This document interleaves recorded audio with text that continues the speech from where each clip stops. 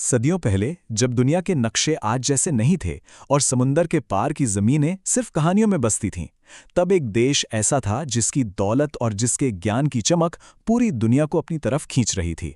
हिंदुस्तान। ये उन हिम्मत वाले मुसाफिरों की दास्तान है जिन्होंने अनजाने रास्तों पर चलकर इस धरती पर कदम रखा और इतिहास के लिए इसकी पहली तस्वीरें हमेशा के लिए कैद कर ली। तो ये सवाल बहुत दिलचस्प है कि जब उन यात्रियों ने यहाँ की जमीन पर पहली बार सांस ली तो उनकी आंखों ने आखिर देखा क्या? उन्होंने इस महान देश को कैसा पाया? चलिए वक्त के पन्नों को पलटते हैं और उनकी नज़रों से अपने इतिहास को फिर से देखते हैं। देखिए, हिंदुस्तान की कहानी हमेशा से सिर्फ सोने चांदी और मसालों की नहीं रही। ये कहानी थी ज्ञान की, एक गहरे फलसफे की और एक ऐसी संस्कृति की जिसने दुनिया के बड़े बड़े खोजियों, व्यापारियों और विद्वानों को अपनी तरफ आने पर मजबूर कर दिया था। जब ये मुसाफिर यहाँ पहुंचे तब हिंदुस्तान कोई नई नवेली जमीन नहीं थी। ये तो पहले से ही एक बहुत स्थापित सभ्यता थी जिसकी अपनी एक अलग पहचान थी। विक्रम संवत से लेकर गुप्त संवत तक यहाँ वक्त को नापने का अपना तरीका था, अपने शक्तिशाली साम्राज्य थे और अपना एक शानदार इतिहास था। मतलब ये एक ऐसी प्राचीन दुनिया थी जो अपनी ही शर्तों पर जी रही थी।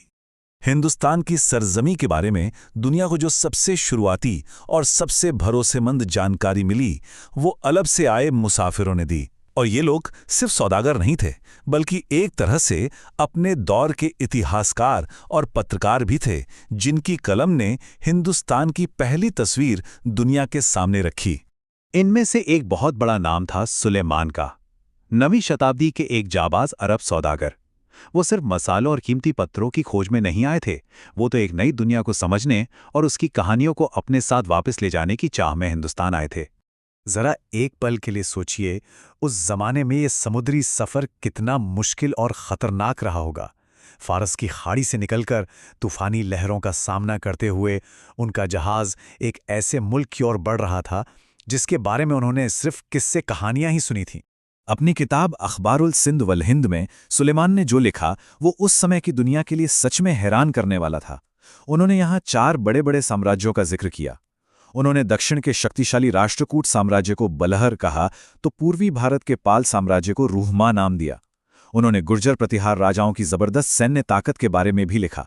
और इतना ही नहीं, सुलेमान ही वो पहले इंसान थे जिन्होंने सती प्रथा जैसी सामाजिक रीतियों को भी बाहरी दुनिया के लिए दर्ज किया। सुलेमान ने जो राह दिखाई थी उसी पर चलकर आए अल मसूदी। इन्हें अरब का हेरोडोटस भी कहा जाता है और ये सौदागर से कहीं ज्यादा एक इतिहासकार थे। इनका मकसद था सुलेमान के काम को आगे बढ़ाना और हिंदुस्तान की आत्मा को और भी गहराई से समझना। अल मसूदी प्रतिहार राजा महिपाल प्रथम के शासनकाल में हिंदुस्तान पहुंचे। अपनी मशहूर किताब मुरुज उल जहब में उन्होंने उस समय के 2 सबसे बड़े और एक दूसरे के दुश्मन साम्राज्यों यानी प्रतिहार और राष्ट्रकूट के बारे में बहुत विस्तार से लिखा। उन्होंने राष्ट्रकूट राजा इंद्र तृतीय को बकर नाम से बुलाया।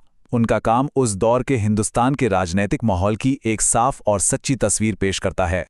लेकिन हर यात्री अमन का पैगाम लेकर नहीं आया था।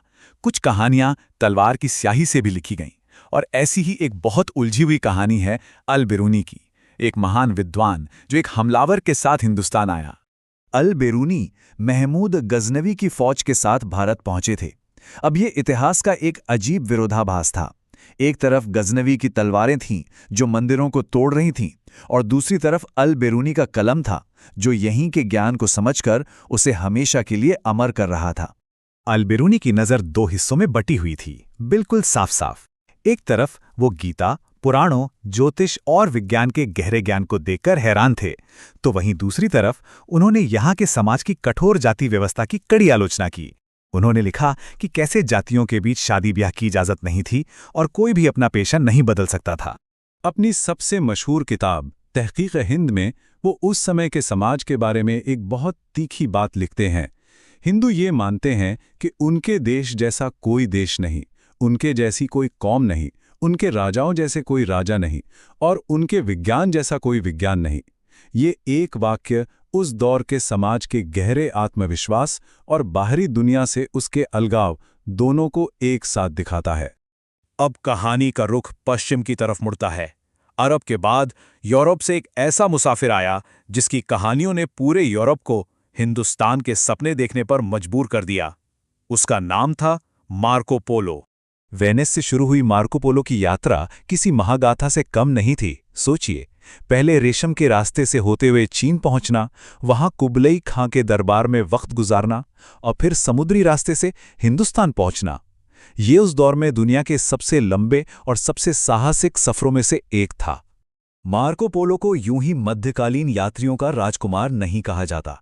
एक व्यापारी होने की वजह से उनकी नज़र यहाँ की बेशुमार दौलत पर थी। उन्होंने दक्षिण के अमीर पांड्य राजा कुलशेखर के राज्य का दौरा किया, तेलंगाना की वीर काकतीय रानी रुद्रमादेवी के कुशल शासन का जिक्र किया और यहाँ के व्यस्त बंदरगाहों, बेशकीमती मोतियों और मसालों के बारे में इतना कुछ लिखा कि पूरे यूरोप में हिंदुस्तान की छवि एक जादुई खजाने से भरी धरती के रूप में बन गई, जिसे हर कोई पाना चाहता था। तो इन सभी यात्रियों ने हमें विरासत में क्या दिया?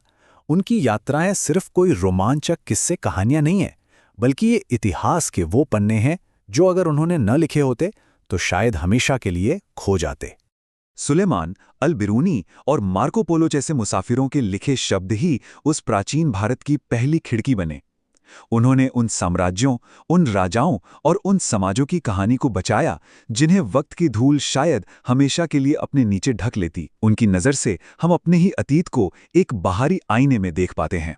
और अब आखिर में एक सवाल, हजारों साल बाद आज अगर कोई बाहरी दुनिया से हमारे देश में आए, हमारी सभ्यता को देखे, तो वो हमारे बारे में क्या लिखेगा? वो आज की हमारी कहानी को किन शब्दों में बयां करेगा? इस पर सोचिएगा जरूर।